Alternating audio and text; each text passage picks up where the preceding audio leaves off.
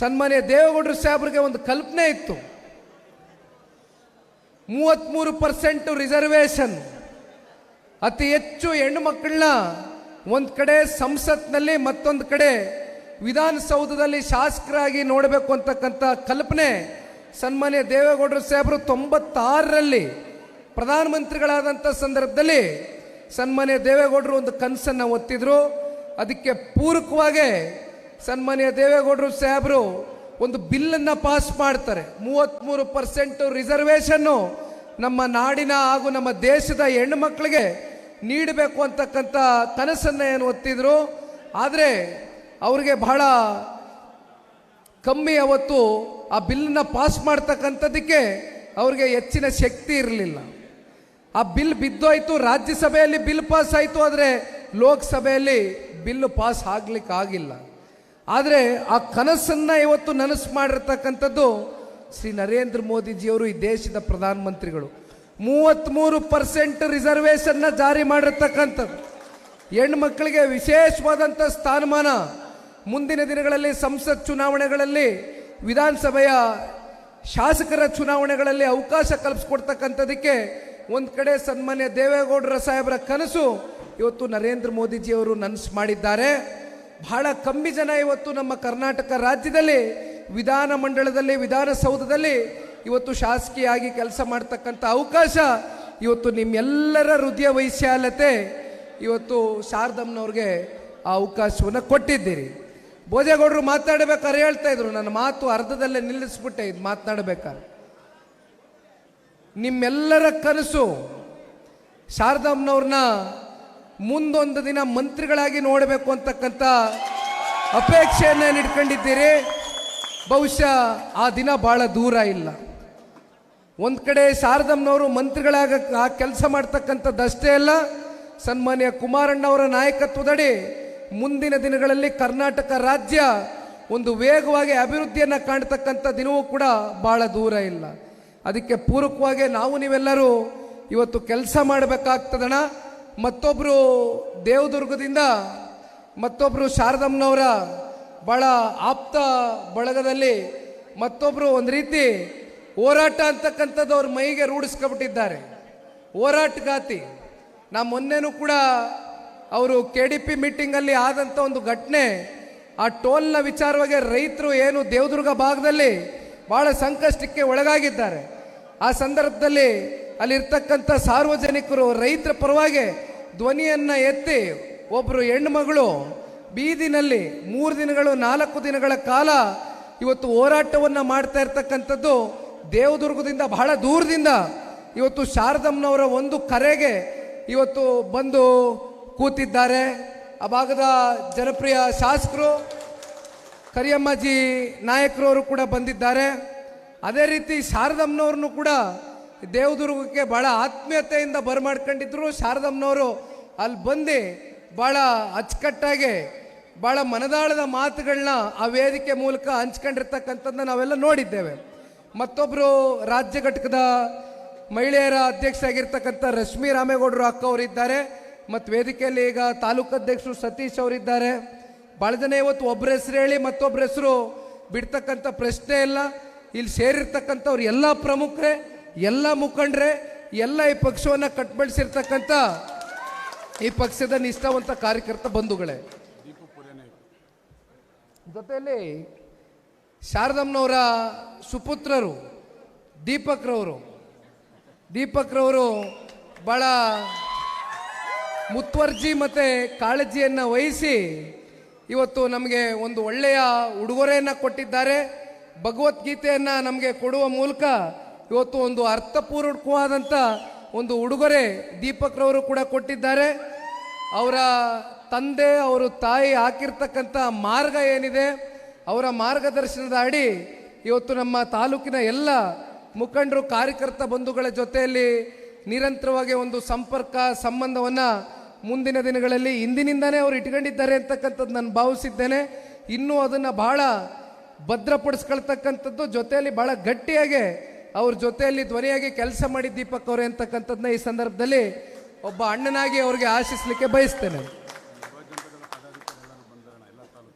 ಎಲ್ಲ ಜಿಲ್ಲೆಯಾದ್ಯಂತ ಎಲ್ಲ ತಾಲೂಕುಗಳಿಂದ ಯುವ ಜನತಾ ದಳದ ಪದಾಧಿಕಾರಿಗಳು, ತಾಲೂಕಿನ ಪದಾಧಿಕಾರಿಗಳು ಎಲ್ಲರೂ ಕೂಡ ಇವತ್ತು ಈ ಕಾರ್ಯಕ್ರಮದಲ್ಲಿ ಭಾಗವಹಿಸಿದ್ದೀರಣ್ಣ. ಈಗಾಗಲೇ ಸತತವಾಗಿ 40-45 ದಿನಗಳ ಕಾಲ ಕೇವಲ ಜನತಾದಳ ಪಕ್ಷ ಹಳೆಯ ಮೈಸೂರು ಪ್ರಾಂತ್ಯಕ್ಕೆ ಸೀಮಿತವಾಗಿರ್ತಕ್ಕಂಥ ಪಕ್ಷ ಅಂತ ಭಾಳ ಜನ ವಿರೋಧಿಗಳು ಚರ್ಚೆ ಮಾಡ್ತಾರೆ. ಆದರೆ ಇವತ್ತು ನಮ್ಮ ಕಣ್ಮುಂದೆ ಇರ್ತಕ್ಕಂಥ ಸವಾಲು ಜನತಾದಳ ಪಕ್ಷದ ಕಾರ್ಯಕರ್ತರುಗಳನ್ನ ಒಂದು ದಡ ಮುಟ್ತಕ್ಕಂಥದಕ್ಕೆ, ದಡ ಸೇರಿಸ್ತಕ್ಕಂಥದ್ದಕ್ಕೆ ಇವತ್ತು ನಾವು ನೀವೆಲ್ಲರೂ ಇವತ್ತು ಕೆಲಸ ಮಾಡಬೇಕಾಗಿದೆ. ಈಗ ಕಾಂತರಾಜ್ರವರು ವಿಡಿಯೋನಲ್ಲಿ ತೋರಿಸ್ತಾ ಇದ್ರು, ಶಾರದಮ್ಮನವರು ಪಕ್ಕದಲ್ಲಿ ಕೂತ್ಕೊಂಡು ಮಾತಾಡ್ಬೇಕಾದ್ರೆ ಹೇಳ್ತಾ ಇದ್ರು, ಈ ಸಭೆ ನಮಗೆ ಸಾಕಾಗ್ಲಿಕ್ಕಿಲ್ಲ, ನಮಗೆ ಚೌಲ್ಟ್ರಿ ಸಭೆ ಮಾಡ್ತಕ್ಕಂಥದಕ್ಕೆ ಬಹುಶಃ ಇದು ನಮಗೆ ಭಾಳ ಚಿಕ್ಕದಾಗೋಯ್ತು ಈ ಚೌಲ್ಟ್ರಿ ಸಭೆ. ಇನ್ನು ದೊಡ್ಡ ಮಟ್ಟದಲ್ಲಿ ಇವತ್ತು ಜನಸಾಗರ ನಮ್ಮ ತಾಲೂಕಿನಲ್ಲಿ ಭಾಳ ಜನ ನಿಷ್ಠಾವಂತ ಕಾರ್ಯಕರ್ತರು, ಮುಖಂಡರುಗಳು ಇನ್ನೂ ಹಳ್ಳಿಗಳಿಂದ ಬರಬೇಕು ಅಂತಕ್ಕಂಥ ಅಪೇಕ್ಷೆಯನ್ನು ಇಟ್ಕೊಂಡಿದ್ರು. ಆದರೆ ನಾನು ಒಂದು 10 ದಿನದಿಂದ ಕರೆದು ಶಾರದಮ್ಮನವ್ರಿಗೆ, ಅಮ್ಮ ಈ ಡೇಟ್ಗೆ ಯಾಗಾದರೂ ಮಾಡಿ ಜನರೊಂದಿಗೆ ಜನತಾದಳ ಅಭಿಯಾನವನ್ನು ನೀವು ಮಾಡಲೇಬೇಕು ಅಂತಕ್ಕಂಥ ಮನವಿಯನ್ನು ಇಟ್ಟಂಥ ಸಂದರ್ಭದಲ್ಲಿ ಬಹಳ ಕಮ್ಮಿ ಅಂತರದಲ್ಲಿ ಒಂದು ವಾರ 10 ದಿನದಲ್ಲಿ ಅತ್ಯಂತ ಸೊಗಸಾಗಿ ಅಚ್ಚುಕಟ್ಟಾಗಿ ಇವತ್ತು ಈ ಕಾರ್ಯಕ್ರಮವನ್ನು ಯಶಸ್ವಿಯನ್ನುಗೊಳಿಸಿದ್ದೀರಿ. ಹೊರಗಡೆನೂ ಕೂಡ LED ಸ್ಕ್ರೀನ್ಗಳನ್ನ ಹಾಕಿದ್ದಾರೆ, ಅಲ್ಲೂ ಕೂಡ ಸಾಕಷ್ಟು ಜನ ಚೌಲ್ಟ್ರಿ ತುಂಬಿ ಇವತ್ತು ನಮ್ಮ ಕಾರ್ಯಕರ್ತರು, ಮುಖಂಡರುಗಳು ಇವತ್ತು ಏನು ಸೇರಿದ್ದೀರಿ ಕಾರ್ಯಕ್ರಮವನ್ನು ಯಶಸ್ವಿಗೊಳಿಸ್ತಕ್ಕಂಥದ್ದು ಕಣ. ಇವತ್ತು ನಮ್ಮ ಮುಂದೆ ಹಾಗೂ ನಿಮ್ಮ ಮುಂದೆ ಇರ್ತಕ್ಕಂಥ ಸವಾಲು, ಶಾರದಮ್ಮನವ್ರಿಗೂ ಕೂಡ ಈ ಸಂದರ್ಭದಲ್ಲಿ ಒಂದು ಮನವಿಯನ್ನು ಇಡಲಿಕ್ಕೆ ಬಯಸ್ತೇನೆ.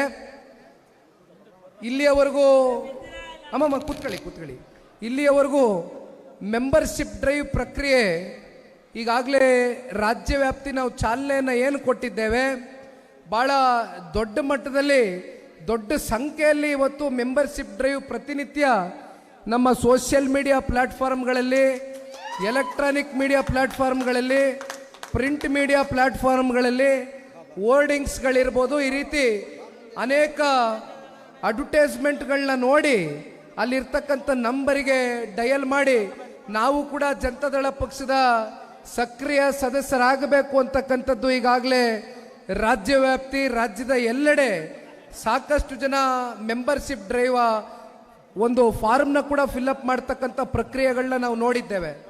ಆದರೆ ಇವತ್ತು ನಾನು ಮೊದಲನೇ ದಿನನೇ ಹೇಳಿದ್ದೇನೆ, JP ಭವನದ ಪಕ್ಷದ ಕಚೇರಿಯಲ್ಲಿ ಸನ್ಮಾನ್ಯ ಕುಮಾರಣ್ಣವರ ನೇತೃತ್ವದಲ್ಲಿ ಒಂದು ಮಾತನ್ನ ನಾನು ತಿಳಿಸ್ಲಿಕ್ಕೆ ಬಯಸ್ತೇನೆ. ಮತ್ತೊಮ್ಮೆ 50 ಲಕ್ಷ ಜನ ಕನಿಷ್ಠ ಪಕ್ಷ ನಾವು ಈ ಗುರಿಯನ್ನು ಇಟ್ಕೊಂಡು ಮೆಂಬರ್ಶಿಪ್ ಡ್ರೈವ್ನ ಮಾಡ್ತಕ್ಕಂಥದ್ದು ಆಗಬೇಕು ಅಂತಕ್ಕಂಥದ್ದಾದರೆ ಇವತ್ತು ನಿಮ್ಮ ತಾಲೂಕುಗಳಲ್ಲಿ, ಪಂಚಾಯಿತಿ ಮಟ್ಟದಲ್ಲಿ, ನಿಮ್ಮ ವಾರ್ಡ್ಗಳಲ್ಲಿ ಮುಂದಿನ ಒಂದು 30 ದಿನ ನಾನೇನು 24 ಗಂಟೆಯಲ್ಲಿ 24 ಗಂಟೆನೂ ಪಕ್ಷದ ಕೆಲಸ ಮಾಡಿ ಅಂತಕ್ಕಂಥದ್ದನ್ನ ಕೇಳೋದಿಲ್ಲ. ಆದರೆ ದಯವಿಟ್ಟು ಇದು ನೀವು ಕಟ್ಟಿರ್ತಕ್ಕಂಥ ಪಕ್ಷ, ನೀವು ಬೆಳೆಸಿರ್ತಕ್ಕಂಥ ಪಕ್ಷ, ನೀವು ಅರಿಸಿರ್ತಕ್ಕಂಥ ಪಕ್ಷ. ಇವತ್ತು ಈ ಪಕ್ಷದ ಜವಾಬ್ದಾರಿ ಒಬ್ಬ ನಿಷ್ಠಾವಂತ ಕಾರ್ಯಕರ್ತನಾಗಿ ನಿಖಿಲ್ ಕುಮಾರಸ್ವಾಮಿಗೆ ಎಷ್ಟಿದೆಯೋ ಅದಕ್ಕಿಂತ 10 ಪಟ್ಟು, 100 ಪಟ್ಟು, 1000 ಪಟ್ಟು ಜವಾಬ್ದಾರಿ ಇವತ್ತು ಇಲ್ಲಿ ಕೂತಿರ್ತಕ್ಕಂಥ ಶಿವಮೊಗ್ಗ ಗ್ರಾಮಾಂತರದ ಎಲ್ಲ ನನ್ನ ಪ್ರಮುಖ ಮುಖಂಡರು, ಕಾರ್ಯಕರ್ತ ಬಂಧುಗಳಲ್ಲಿ ನಿಮ್ಮ ಹೃದಯದಲ್ಲೂ ಕೂಡ ಇವತ್ತು ಇದು ಇರಬೇಕು ಅಂತಕ್ಕಂಥದ್ದನ್ನ ಈ ಸಂದರ್ಭದಲ್ಲಿ ಕೇಳ್ಕೊಳ್ತಾ, ಇನ್ನು 30 ದಿನಗಳ ಕಾಲ ಅಣ್ಣ, 24 ಗಂಟೆನಲ್ಲಿ ದಯಮಾಡಿ ಶಾರದಮ್ಮನವರ ನೇತೃತ್ವದಲ್ಲಿ ಇವತ್ತು ಈ ಸಭೆ ಏನಾಗ್ತಾ ಇದೆ, ಖಂಡಿತವಾಗ್ಲೂ ಶಾರದಮ್ಮನವರು ಯಾವ ರೀತಿ ಸಂಘಟನೆಯನ್ನು ಮಾಡಿದ್ದಾರೆ, ಯಾವ ರೀತಿ ಸಂಘಟನೆಯನ್ನು ಪ್ರತಿನಿತ್ಯ ಬಲಪಡಿಸ್ತಾ ಇದ್ದಾರೆ ಅಂತಕ್ಕಂಥ ಸಾಕ್ಷಿ ಇವತ್ತು ನಮ್ಮ ಕಣ್ಣು ಮುಂದೆ ಅವ್ರನ್ನ ಎಷ್ಟು ನೀವು ಪ್ರೀತಿಸ್ತೀರಿ, ಎಷ್ಟು ಇವತ್ತು ಅವ್ರನ್ನ ಮನೆ ಮಗಳ ರೀತಿ ಇವತ್ತು ನಿಮ್ಮ ಹೃದಯದಲ್ಲಿ ಒಂದು ಸ್ಥಾನವನ್ನು ಕೊಟ್ಟಿದ್ದೀರಿ ಅಂತಕ್ಕಂಥದ್ದು ಬಹುಶಃ ಇವತ್ತಿನ ಸಭೆ ನೋಡಿದ್ರೆ ಎಲ್ರಿಗೂ ಕೂಡ ಅರ್ಥ ಆಗ್ತದೆ, ನನಗೂ ಕೂಡ ಅರ್ಥ ಆಗ್ತದೆ. ಹಾಗಾಗಿ ಇವತ್ತು ಶಾರದಮ್ಮನವರ ನೇತೃತ್ವದಲ್ಲಿ ಮುಂಬರ್ತಕ್ಕಂಥ 30 ದಿನಗಳ ಕಾಲ ಅಣ್ಣ, ಇವತ್ತು ಕನಿಷ್ಠ ಪಕ್ಷ ಪ್ರತಿ ತಾಲೂಕಿಂದ ಆಕ್ಟಿವ್ ಮೆಂಬರ್ಸ್ಗಳಾಗಿ ಫಾರಮ್ನ ಫಿಲ್ಅಪ್ ಮಾಡ್ತಕ್ಕಂಥದ್ದು ಕನಿಷ್ಠ ಪಕ್ಷ 25ರಿಂದ 30 ಸಾವಿರ ಜನ ಇದರಲ್ಲಿ ಆಕ್ಟಿವ್ ಮೆಂಬರ್ಸ್ ಆಗಿ ಹೊರಹೊಮ್ಮಬೇಕು ಅಂತಕ್ಕಂಥದ್ದಾದರೆ ಇವತ್ತು ನೀವುಗಳೆಲ್ಲರೂ ಕೂಡ ಬೀದಿಗಿಳಿದು ನಿಮ್ಮ ಹಳ್ಳಿಗಳಲ್ಲಿ, ನಿಮ್ಮ ಬೂತ್ಗಳಲ್ಲಿ, ನಿಮ್ಮ ವ್ಯಾಪ್ತಿಗಳಲ್ಲಿ ನೀವು ನಿರಂತರವಾಗಿ ಇಂದಿನಿಂದ ಪಕ್ಷವನ್ನು ಕಟ್ತಕ್ಕಂಥ ಕೆಲಸವನ್ನು ನಾವು ನೀವೆಲ್ಲರೂ ಸೇರಿ ಮಾಡಬೇಕು ಅಂತಕ್ಕಂಥದ್ದನ್ನ ಈ ಸಂದರ್ಭದಲ್ಲಿ ಶಾರದಮ್ಮನವ್ರಿಗೆ ಹಾಗೂ ನಮ್ಮ ಪಕ್ಷದ ಮುಖಂಡರು ಕಾರ್ಯಕರ್ತ ಬಂಧುಗಳಿಗೆ ಕಳಕಳಿಯಾಗಿ ಮನವಿಯನ್ನು ಮಾಡಲಿಕ್ಕೆ ಬಯಸ್ತಾರೆ. ನಾವು ಇವತ್ತು ವಿಶೇಷವಾಗಿ ಜಿಲ್ಲೆಯ ಮಾಧ್ಯಮದ ಸ್ನೇಹಿತರು ಕೂಡ ಈ ಕಾರ್ಯಕ್ರಮಕ್ಕೆ ಆಗಮಿಸಿದ್ದಾರೆ. ಅವರು ಬರ್ತಾ ಇದ್ದಂಗೆ ಅವರ ತಲೆಯಲ್ಲಿ ಇರ್ತಕ್ಕಂಥದ್ದು ಒಂದೇ ಪ್ರಶ್ನೆ. ಅವರ ತಲೆಯಲ್ಲಿ ಇರ್ತಕ್ಕಂಥ ಪ್ರಶ್ನೆ ಅಷ್ಟೇ ಅಲ್ಲ, ಇವತ್ತು ಶಿವಮೊಗ್ಗ ಜಿಲ್ಲೆನಲ್ಲಿ ಇರ್ತಕ್ಕಂಥ ಪ್ರತಿಯೊಬ್ಬ ಜನತೆಯ ಹೃದಯದಲ್ಲಿ ಇರ್ತಕ್ಕಂಥದ್ದು ಒಂದು VSL ಕಾರ್ಖಾನೆ ಭದ್ರಾವತಿ ಸ್ಟೀಲ್ ಪ್ಲಾಂಟ್ನ ಇವತ್ತು ಸನ್ಮಾನ್ಯ ಕುಮಾರಣ್ಣವರು ಯಾವ ರೀತಿ ಅದನ್ನು ಕಾರ್ಯರೂಪಕ್ಕೆ ತಗೊಂಡು ಬರ್ತಾರೆ, ಯಾವ ರೀತಿ ಅದನ್ನು ಪುನಶ್ಚೇತನವನ್ನು ಮಾಡ್ತಾರೆ ಅಂತಕ್ಕಂಥದ್ದು ಇವತ್ತು ಬಹುತೇಕರಲ್ಲಿ ಮನಸ್ಸಿನಲ್ಲಿ ಇರ್ತಕ್ಕಂಥ ಒಂದು ಯಕ್ಷ ಪ್ರಶ್ನೆ. ಇವತ್ತು ಮಾಧ್ಯಮದ ಎಲ್ಲ ನನ್ನ ಆತ್ಮೀಯ ಮಿತ್ರರು ನನಗೆ ಬರ್ತಾ ಇದ್ದಾಗೆ ಒಂದು ಪ್ರಶ್ನೆಯನ್ನು ಕೇಳಿದ್ದಾರೆ. ತಮ್ಮೆಲ್ರಿಗೂ ಗೊತ್ತಿದ್ದಾಗೆ ಅಣ್ಣ, ವೈಜಾಗ್ನ ಸ್ಟೀಲ್ ಪ್ಲಾಂಟ್ RINL ಕಾರ್ಖಾನೆ ಸ್ಟೀಲ್ ಪ್ಲಾಂಟ್ ಏನು ಬಹಳ ವರ್ಷಗಳಿಂದ ಸಂಪೂರ್ಣವಾಗಿ ಮುಚ್ಚೋಗಿತ್ತು, ಅಂಥ ಸ್ಟೀಲ್ ಪ್ಲಾಂಟ್ಗೆ ಒಂದು ಮರುಜೀವವನ್ನು ಕೊಡಬೇಕು ಅಂತಕ್ಕಂಥದ್ದು ಸನ್ಮಾನ್ಯ ಕುಮಾರಣ್ಣವರು ಒಂದು ದೃಢವಾದಂಥ ಒಂದು ನಿರ್ಧಾರವನ್ನು ಮಾಡಿ ಒಂದು ಸಂಕಲ್ಪವನ್ನು ತೊಟ್ಟು ಫೈನಾನ್ಸ್ ಮಿನಿಸ್ಟರ್ ಆಗಿರ್ತಕ್ಕಂಥ ನಿರ್ಮಲಾ ಸೀತಾರಾಮನ್ ರವರು ಮತ್ತು ಆಂಧ್ರದ ಮುಖ್ಯಮಂತ್ರಿಗಳಾಗಿರ್ತಕ್ಕಂಥ ಚಂದ್ರಬಾಬು ನಾಯ್ಡುರವ್ರ ಜೊತೆಗೆ ಅನೇಕ ಸಭೆಗಳನ್ನ ಮಾಡಿದ್ದಾರೆ, ಅನೇಕ ಸರಣಿ ಸಭೆಗಳನ್ನ ಮಾಡಿ ಅಂತಿಮವಾಗಿ ನಿಮ್ಮೆಲ್ಲರ ಕಣ್ಣು ಮುಂದೆ ಇವತ್ತು ವೈಜಾಗ್ನ ಸ್ಟೀಲ್ ಪ್ಲಾಂಟ್ಗೆ ಮತ್ತೊಮ್ಮೆ ಮರುಜೀವವನ್ನು ಕೊಟ್ಟು ಪುನಶ್ಚೇತನವನ್ನು ಗೊಳಿಸುವ ಮೂಲಕ 11,500 ಕೋಟಿಯಷ್ಟು ಹಣವನ್ನು ವೆಚ್ಚ ಮಾಡಿರ್ತಕ್ಕಂಥದ್ದು ಇವತ್ತು ನಮ್ಮ ಕಣ್ಣು ಮುಂದೆ ಇದೆ.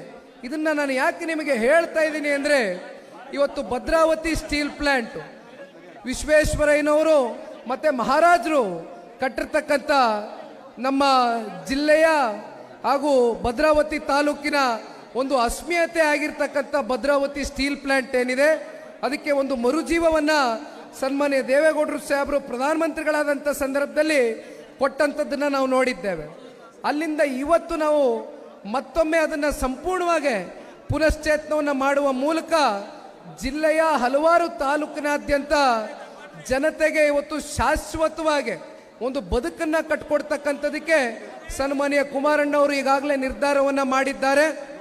ಒಂದು ಈಗಾಗಲೇ ಭದ್ರಾವತಿನಲ್ಲಿ ಇರ್ತಕ್ಕಂಥ ಸ್ಟೀಲ್ ಪ್ಲಾಂಟು ಬಹಳ ಹಳೇದಾಗೋಗಿದೆ, ಅಲ್ಲಿರ್ತಕ್ಕಂಥ ಮಿಷಿನ್ರಿ ಬಹಳ ಹಳೇದಾಗೋಗಿದೆ.